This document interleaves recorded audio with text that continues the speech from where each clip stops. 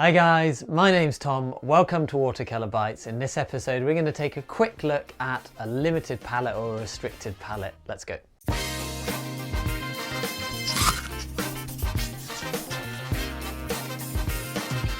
Hi everyone, thanks for joining me in the studio. In this particular episode, it's going to be quite a short one. I'm just going to talk you through two recent paintings I did as a really good opportunity to look at using a limited or a restricted palette. So what does this actually mean? I think it can mean lots of different things. Basically, we are restricting or limiting the amount of colours that we are putting on our palette. So if you're someone that normally uses 12 different colours on your palette and you suddenly bring it down to just using 6, you are limiting or restricting your palette. For me, I generally tend to use between 6 or 7 colours if I'm putting a lot out. That's a lot of colours for me. But then I really like to use a limited palette where I bring it down to maybe 3 main colours and maybe I might have a little bonus colour if I need it. Quite often this is one of each primary, and I pick those primaries based upon what the subject is. So if I'm painting a really bright red parrot and I want lots of bright vibrant oranges, then I'm going to have a very warm orangey red and a very warm orangey yellow. Whereas if I want some really strong kind of vibrant purples, I'm going to probably swap my red out for a cooler red. And then for example, depending on what type of greens I want, I might choose either a cool yellow and a cool blue if I want really vibrant, strong kind of spring-like greens. If I don't mind my greens being a bit more dull and I want that slightly more orange bias, I might use something like New Gamboge and Ultramarine, which are never going to give us those kind of really bright, vibrant greens. So what's the benefit of doing this, so kind of limiting our palette? Well, number one, having just 3 colours on my palette for me makes colour mixing so simple. It instantly becomes a much easier process. If I've got a colour mixed out of 2 of the primaries and I want to change that colour a little bit, I either put in a little bit more of either of the existing primaries, or my only other option, because I'm only using 3 colours, is to add in a little bit more of the 3rd colour. So for me, this makes the colour mixing process, which can feel quite complex or very overwhelming, instantly much more easier. I also find just using 3 colours or a very limited palette makes it far easier to get a kind of painting that harmonises colour wise. If you've got loads of different colours out, it can be a real struggle to kind of bring them all together and make the painting work harmoniously, I find, and this is one way to get through this for me. And the other thing I find, if you've got loads of particularly high chroma colours out, so very strong colours straight out of the tube, I find that it's not very often that I want all of those colours to be bright everywhere. That can be a bit much, so I spend a lot of my time kind of trying to bring all the colours to be a bit more subdued and bring them a bit closer together. If you're starting with a limited palette, you've instantly got access to a much smaller amount of the colour wheel, and what I find is, in order to make my paintings feel kind of vibrant and colourful, which is something that I really like, I find that I'm always kind of having to push the colours as far as they will go to the edge of this kind of limited area of the palette that I have access to. So it's not necessarily a conscious thing, but it's a really fun way of working because I'm always trying to push the colour as far as it will go. I don't have a recording of either of these paintings, but I thought I would just quickly talk you through the colours that I used, what kind of part of the colour wheel I had access to, and then how that affected the painting process and also the outcome of the painting. Let's have a look. Okay, so we're going to look at 2 separate paintings of very similar subjects.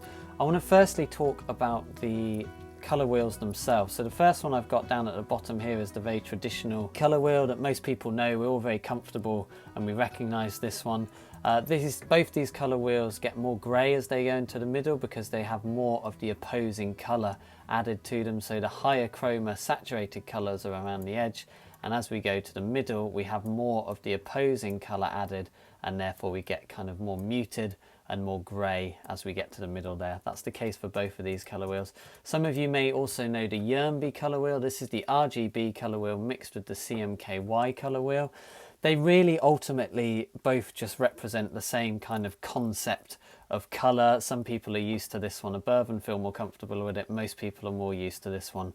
I'm gonna have another video where I really go in depth into colour wheels, and I think a little bit of colour theory goes a long way, but we don't need to get too deep into it in this particular one at least. What I really want to focus on here is the fact that I'm mapping out the 3 colours that I'm using in my limited palette, and I'm masking off the rest of the colour wheel. And what this leaves us with is the part of the colour wheel that we have access to it. This is sometimes called our colour gamut as well, but this is our kind of colour range in here. And I will add that this is just an approximation. I've just done this to illustrate a point, so you can take the actual positioning with a pinch of salt, but hopefully the underlying foundations and principles that I'm trying to show you will be very easy to understand with this representation. So what I wanted to show you here is that I use Aussie Red Gold and Quinacridone Red for pretty much 90–95% of this entire painting, and therefore the majority of this painting kind of sits in this little realm here. I only ever use the ultramarine to create these really deep dark accents in there. So what we get then is we get the kind of, the Aussie Red Gold is very dominant in the kind of lighter colours in here and in here. When I start using it at a stronger consistency of paint, more kind of single cream, we get into this. The Quinacridone Red is a very neutral red, although for me, depending on what brand you use, it has a slightly cooler bias, and you can see that in some of these areas here where they've got a little bit more of a kind of a cool pink feel to them. But you can see the majority of the painting feels like these two colours here. I could have crept it more over towards the purple by using the ultramarine, but I wanted to create a very kind of concise and striking colour scheme.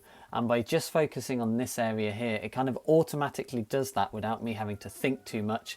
It's the consistency of the paint which dictates the tone. So as I said, these kind of areas here represent the lighter tones with kind of tea up to maybe full fat milk consistency. The darker shadow tones are still the same colours, but I'm using them at a kind of single cream and even double cream paint consistency. And then very finely, and only when I want to do this, I add the ultramarine, and that creates a really lovely, deep, rich dark. I could have potentially used more blue as an accent colour, but as I said, I wanted to keep things very concise. And then I also chose to have a higher proportion of orange in these elephants here, bringing them kind of forward. And then I chose to keep things very cool, much more Quinacridone Red, much less orange, apart from a little bit here. And that keeps these elephants slightly cooler and kind of pushes them back. We're then using colour to create a little bit of sense of distance, even though it's a very limited palette. And it creates a little bit of tension of kind of warm orangey colours and slightly cool Quinacridone colours. So let's have a look at the next one. Prussian Blue was the dominant blue here. So we've got the Yernby colour wheel at the top, the traditional one at the bottom. Again, remembering that this is an approximation, you can see that by having a cool aureolin yellow and the very cool, although slightly greyed down, so not that high chroma, Prussian Blue, although it is very dominant and strong, what that does is it gives us a lot of access to the green part of the colour wheel here. And the more we go towards blue, the more muted things get, whereas the more we push towards green and yellow, the more vibrant things get. So we can see that here, the lighter colours are much more vibrant and more yellow. When we drift into the mid-tones, we get this fairly strong but slightly muted green. In here, bright yellow moving into a more muted green. And then as we move into the really darker colours, where the blue is taking hold and dominating, we're in this kind of slightly more muted part of the colour wheel. And that's why once we get into these areas, beautiful, beautiful colours, the transparency of the watercolour is wonderful, but the colours themselves are more muted. We do still have access to fairly strong yellows if I want them, which again are these areas here.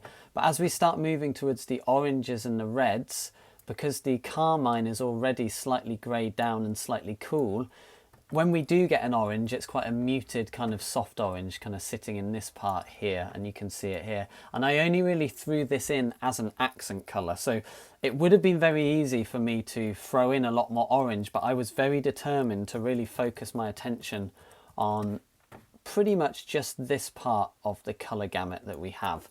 As I said, I could have done more of that, and as you will see, I could have done more purple, and actually I tried the purple out earlier on in the painting and it just didn't work. So that kind of told me that to create a very kind of concise, strong colour scheme, that I was going to really focus on these two colours, only really using the red to add a little accent colour on some of the dominant elephants to bring them forward. And then the red mixed with the Prussian is going to give us some of these really deep, rich dark. So some limited palettes will give you an extremely limited part of the colour wheel. This particular one had a fairly large amount of the colour wheel open to me, but I had to make a conscious decision not to use it and just to focus on these two colours. So I think that's the big takeaway point from this one. The very final thing I want to say is that there would have been absolutely nothing wrong whatsoever if I had decided to use more orange and I had decided to use a lot of purple. There's no right or wrong here. What I'm trying to get across is just being conscious of your colour decisions and being conscious of how you use your colour in your painting, and trying to show you that it doesn't have to be hugely complicated, and actually picking just two colours and focusing on those and tonal values, and then throwing in a little accent colour when it's needed, can be a really fun way to paint. So I think having these next to each other is just a really clear example of how choosing three different colours, and on top of that focusing on a specific part of the colour wheel even within that, can give you a very concise and harmonious colour scheme. And I think often, but not always, having a very concise colour scheme can make for more striking paintings, or at least they have a stronger design to them when it comes to colour. We're not throwing all of the colours at the painting everywhere, we're being a bit more select about it. That's not to say there isn't a place for using all the colours everywhere. Sometimes it's just like there's different ways of doing things, and this is one way of doing them, and it's one way that I really enjoy. The painting on the left was done predominantly with this part of the colour wheel with a little accent colour and using that for darks. This painting on the right, the warmer one, was done almost entirely from this part of the colour wheel, using this to only really create the dark accents. And I think when you look at the colour wheel like that, and then you flick down and you look at the paintings and you compare them to each other, you know, it's fairly straightforward and fairly simple how the colour scheme and how the three colours that I chose for my limited palette affect the painting. So as always guys, I hope you enjoyed that. I hope you found it useful. I am going to do a lot more about kind of picking your palette for specific subjects, working with limited and restricted palettes and that sort of thing. So keep an eye out for those videos to come, along with a load of other stuff. If that sounds interesting to you, please do consider subscribing. Don't forget to hit the bell to be the first to hear about them. And all the other places you can find me are linked in the descriptions below, including my Patreon teaching channel. Until next time guys, happy living, happy painting, and I will catch you soon.